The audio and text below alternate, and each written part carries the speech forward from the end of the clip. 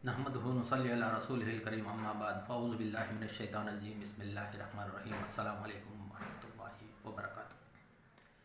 कुछ गुनहगार नाफरमान और उनकी तौबा के चंद छोटे से वाक़यात मैं आपके सामने रखूँगा और इससे हम लोग इबरत हासिल करने के लिए ये बयान नहीं है, ये हमारे इबरत के लिए मुज़ाकिरा है।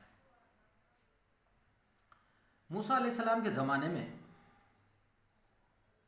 एक जालिम गुनहगार था।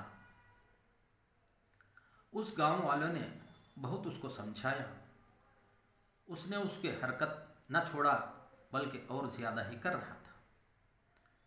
उससे उस गांव वालों ने तंग आकर मशवरा किया और उसको गांव से बाहर भेज देने का। सब मिलकर उसको गांव से हकाल दिया।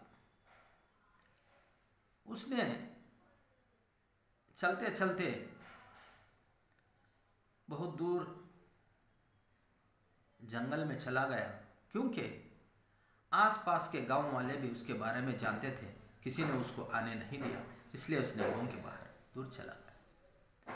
जो भी था उसके पास चंद दिनों में खत्म हो गया। अब उसको खाने पीने के लाले लग गए। जहां भी जाता है उसको कुछ नहीं मिलता, सब इनकार करते, धुक्कारते थे। अब उसने मजबूर मायूस होकर इधर उधर देखा, उसको कोई नजर नहीं आया। सर उठाया, अल्लाह से गिड़गिड़ाया, या अल्लाह, मैंने तौबा करता, मैंने गुनाहगार, बहुत बड़ा गुनहगार, मुझे माफ़ कर दे। और सबने छोड़ दिया मुझको, तू भी मुझको छोड़ देगा तो मेरा कौन ख्याल रखेगा। या अल्लाह, तू मेरे साथ ऐसा न कर। और उसने किस हालत में दुआ मांगी, अल्लाह ताला को उसकी दुआ इतनी पसंद आई, उसकी तौबा इतनी पसंद आई, अल्लाह ताला ने उसको माफ़ किया और वहीं पर उसकी इंतकाल हो गया। और मूसा अलैहिस्सलाम को अल्लाह ताला की तरफ से, मूसा कलीमुल्लाह थे, इत्तला हुई फलाने जगह पर मेरा एक दोस्त मरा पड़ा हुआ है, जाओ जाकर उसका कफन दफन का बंदोबस्त करो। मूसा अलैहिस्सलाम को और एक बड़ी बात भी बताई गई, और जिसने उसकी मैयत में शिरकत करेगा उसके भी गुनाह माफ़ कर दिए जाएंगे। मूसा अलैहिस्सलाम ने ऐलान किया, सब भागे दौड़े चले आए, देखा तो ये गुनहगार था। गाँव वालों ने कहने लगे, मूसा अलैहिस्सलाम ये तो इतना बड़ा गुनहगार था, इसको हमने मारकर हकाल दिया, तुम कहते हो कि उसकी जनाजे की नमाज पढ़ने से हमारे गुनाह माफ़ हो जाएंगे। मूसा अलैहिस्सलाम ने अल्लाह ताला से फरियाद किया, या अल्लाह, ये लोग क्या कहते हैं, ये लोग सच कहते हैं, वो वैसा ही था।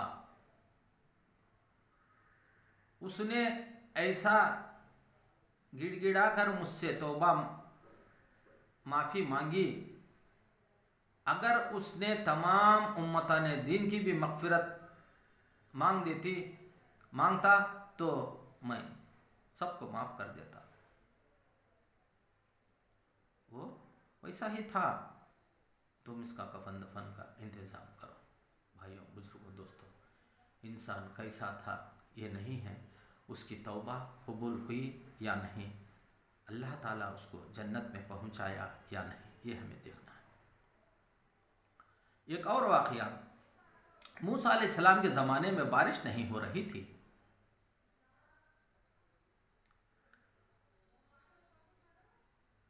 उनको फसल नहीं उग रही थी, खैस साली आई। लोगों ने मशवरा किया, उस ज़माने के हिसाब से उन्होंने कहा, गांव के बाहर सब जाकर ऐसे खैस साली में दुआ किया करते थे। मूसा अलैहिस्सलाम ने ऐलान किया, सब लोग आ जाओ कि हम दुआ करेंगे। तकरीबन 70,000 आदमी थे, दुआ के लिए चल पड़े। मूसा अलैहिस्सलाम ने दुआ किया तो बारिश के बजाय और धूप ज्यादा होने लगी। अल्लाह ताला से मूसा अलैहिस्सलाम ने पूछा, या अल्लाह, हमको बारिश की ज़रूरत थी, तो धूप और ज़्यादा कर रहा है। तो अल्लाह ताला के पास आवाज़ आई, या मूसा, तुम्हारे में एक गुनहगार है, अगर वो उठकर चला जाएगा तो मैं बारिश बरसा दूंगा। मूसा अलैहिस्सलाम ने तमाम लोगों से इल्तिजा की, भाइयों, हम में से कोई एक गुनहगार है, वो उठकर चला जाए तो बारिश हो जाएगी। जो उनमें से गुनहगार था, अल्लाह ताला से तौबा की, इल्तिजा की, या अल्लाह, अगर मैं इतने आदमियों में से उठकर जाऊंगा तो मैं जलील हो जाऊंगा, लोग मुझे ताने देंगे, मेरे ख़ानदान पे भी धब्बा आ जाएगा, मेरे बीबी बच्चे चलना फिरना मुश्किल हो जाएगा। अल्लाह मुझको माफ़ कर दे, आइंदा ऐसे नहीं गलती नहीं करता। तौबा का मकसद ये है, तौबा वो होती है जो तौबा करे, दोबारा उस गलती को ना करे, ये सच्ची तौबा है। उसने सच्ची तौबा की, बारिश होने लगी। मूसा अलैहिस्सलाम परेशान, लोग भी परेशान। मूसा अलैहिस्सलाम अल्लाह से पूछे, या अल्लाह, कोई गुनहगार तो उठकर नहीं गया, बारिश होने लगी। अल्लाह सुब्हानहू व तआला ने फरमाया, ए मूसा, उसने मुझसे सुलह कर ली। ए मूसा, उसने मुझसे सुलह कर ली, मैंने उसको माफ कर दिया। मूसा अलैहिस्सलाम ने पूछा कि या अल्लाह, वो कौन है? मूसा, वो 40 साल से गुनाह कर रहा था, मैंने तुझको नहीं बताया। जब अब वो तौबा करूंगा, तौबा किया तो मैं तुझको उसको कैसे बतलाऊंगा। या सत्तार अल्लाह का नाम है, ऐबों को छुपाने वाला। अल्लाह ताला किसी के ऐबों को बाहर नहीं डालता। वो हमारी आदत है, हमारी फितरत है, हर एक के ऐबों को उठाकर बाहर डालते रहते हैं। अल्लाह ताला हमको माफ फरमाए। एक और वाक़या, मूसा अलैहिस्सलाम के ज़माने में मूसा अलैहिस्सलाम अपने चंद साथियों के साथ कहीं जा रहे थे। एक डाकू ऊपर पहाड़ के ऊपर बैठा हुआ था और वो चोरी के नियत से बैठा हुआ था। देखा कि मूसा अलैहिस्सलाम के नूर नबूवत उनके चेहरे को देखने के बाद उसके दिल में खौफ तारी हुई और वो खामोशी से पहाड़ उतरा, उन साथियों के साथ हो लिया।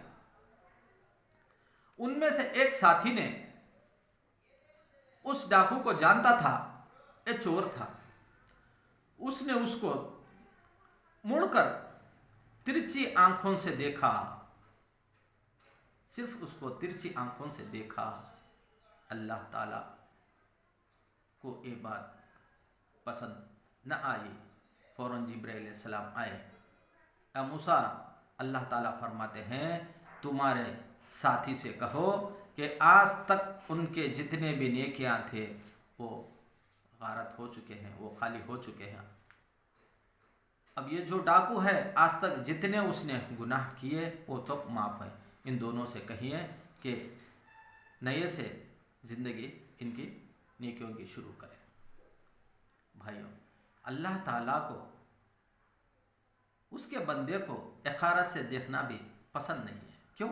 उसने पैदा किया, उसने पाल रहा है, उसने सब्र कर रहा है, उसने बर्दाश्त कर रहा है, उसने एहसान कर रहा है, उसने मेहरबानी करा रहा है, उसने खिला रहा है, उसने पिला रहा है, उसने पाल रहा है, उसने पोष रहा है, उसको नहीं सो तकलीफ हमको क्यों हो? अल्लाह करे कि हर बात के ऊपर हम में सब्र करने की अल्लाह ताला अखलाक हिदायत हमें अता फरमाए। उमर रजी अल्लाह ताला अन्हु के ज़माने में एक गवैया था, यानी कि गाने गाने वाला। उस वक़्त का जो भी इंस्ट्रूमेंट था वो बजाकर गाने गाकर अपनी वक़्त गुजारा करता था। जैसा उसने बूढ़ा हुआ वो इंस्ट्रूमेंट भी ख़राब हो गया और उसका गला भी पस्त हो गया, और उसकी आवाज़ के गाने कोई सुनने से इनकार कर रहे थे, कोई नहीं सुन रहा था, उसको कोई भीख नहीं डाल रहा था, उसको खाने के लाले लग गए। मजबूर हो गया, मोहताज हो गया, एक कब्रिस्तान में आकर एक झाड़ के नीचे बैठा और अल्लाह से फरियाद करने लगा, या अल्लाह, मैं गुनहगार तो था, मैंने सुना है कि तू रहमान है, रहीम है, जो कोई किसी की नहीं सुनता तू उसकी सुनता है। या अल्लाह, मैं तुझसे फरियाद करता हूँ, मैं भूखा हूँ, मेरे मजबूरी का या अल्लाह ख्याल फरमा। जो उसकी तड़प थी, जैसा उसने अल्लाह को याद करना था किया, अल्लाह ताला को वादा पसंद आई। उमर रजी अल्लाह ताला अन्हो खलीफा थे, मस्जिद नबवी में आराम फरमा रहे थे। उनको एहलाम हुआ, अल्लाह ताला ने दिल में बात डाली, ए उमर, फलानी जगह मेरा एक साथी बैठा हुआ है, तुम जाकर उसकी मदद करो। फौरन उमर रजी अल्लाह ताला अन्हु उठे, अब भागे भागे कब्रिस्तान चले आए और देखा तो एक साथी वहाँ बैठा हुआ था, और उसने उमर रजी अल्लाह ताला अन्हु को देखते ही भागने लगा। क्यों? कि वो उमर रजी अल्लाह ताला अन्हु के गुस्से को जानता था। उमर रजी अल्लाह ताला अन्हु ने पीछे से आवाज दी, ए मुसाफिर, तुम ना भागो, मैं नहीं आया, मैं भेजा गया हूं, मैं नहीं आया, मैं भेजा गया हूं।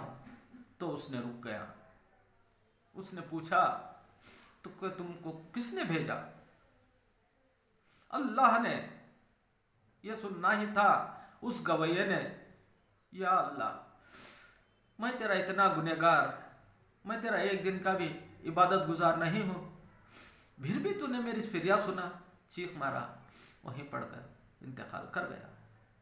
भाइयों, बुजुर्गों, दोस्तों,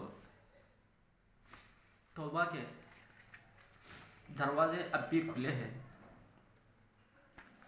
हम तौबा करना जान ले तो बेहतर होगा। हसन बसरी रहमतुल्लाह अलैह की एक शागिर्दा थी। वो अक्सर उनके दर्स में जाया करती थी, अक्सर उनके दर्स में जाया करती थी। उसको एक लड़का भी था, 10-12 साल। उसका शौहर इंतकाल कर चुका था। उसने बच्चे की तरबियत के खातिर सोचकर उसने दूसरी शादी भी न की।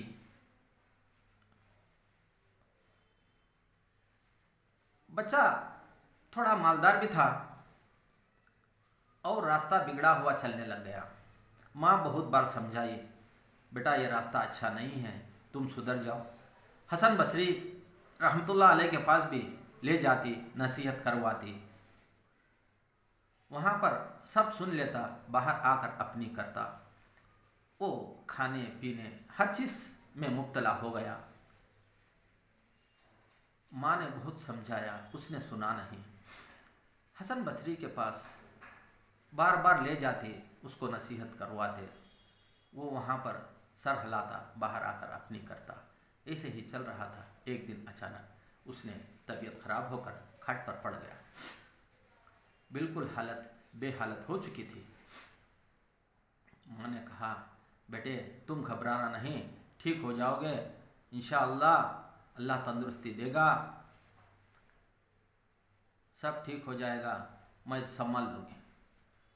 बेटे ने कहा, माँ मेरा वक्त हो चुका है, तुम ऐसा करो, हज़रत के पास जाओ और मेरी जनाजे की नमाज पढ़ाने की इजाज़त ले आओ। माँ इनकार नहीं कर सकती थी क्योंकि बेटा था। हसन बसरी के पास गई और कहा, हजरत मेरी बच्चे की हालत ख़राब है, आप आकर कुछ नसीहत करें। और उसकी जनाजे की नमाज़ पढ़ाने की ख्वाहिश कर रहा, आप उसकी जनाजे की नमाज़ पढ़ाएं। वो सुनना ही था। हज़रत हसन बसरी रहमतुल्लाह अलैह ने कहा, तुम बेकार का मेरा वक्त ज़ाया करने आई हो। उसको हमने बहुत समझाया, उसने समझने वाला नहीं था। हम उसकी जनाजे की नमाज नहीं पढ़ाएंगे, तुम जाओ। वो हजरत को कुछ ना कह सकी, वापस दौड़ी चले आई। तो बेटे ने बिल्कुल कमजोरी हालत पे, नाजाज हालत से माँ से पूछा, माँ हजरत ने क्या कहा? इनकार कर दिया ना?